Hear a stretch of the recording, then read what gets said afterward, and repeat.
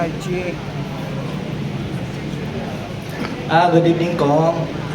Naisabatas na yung Eddie Garcia bill. Tapos very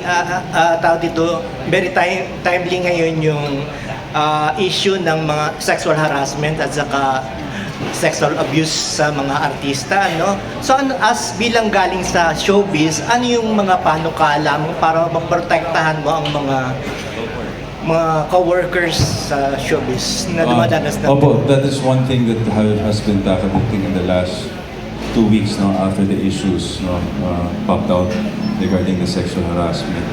It is yet to be studied po. We'll let you know definitely an update in this.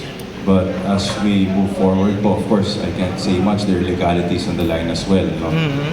But definitely, we are in support to, of course, no sexual abuse. Dahil hindi naman po yan yung industry ang kinikilala ko din po. That is not the industry I grew up in.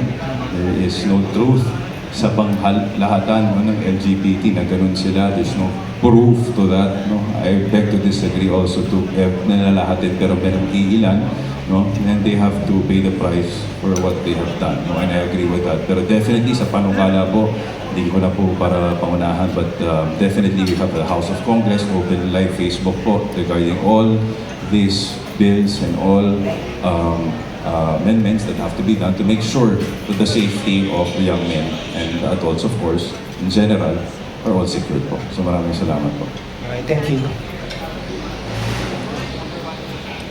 Maraming